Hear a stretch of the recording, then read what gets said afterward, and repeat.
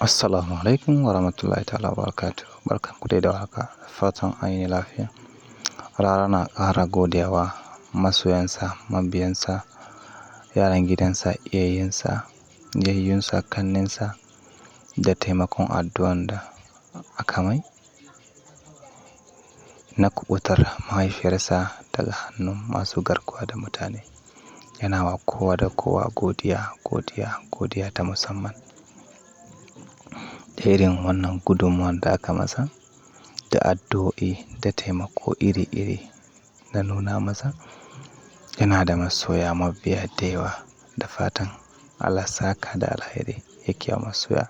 Allah ƙara zumunci, Allah ƙara haɗin kai, Allah ƙara sada mu da alkhairi. Na gode, yana godiya. Yana matuƙar godiya gare ku dukkan masoyansa na duniya baki ɗaya da irin wannan addu'o'i da ita samu don kuɓutar mahaifiyarsa daga hannun masu garkuwa da mutane.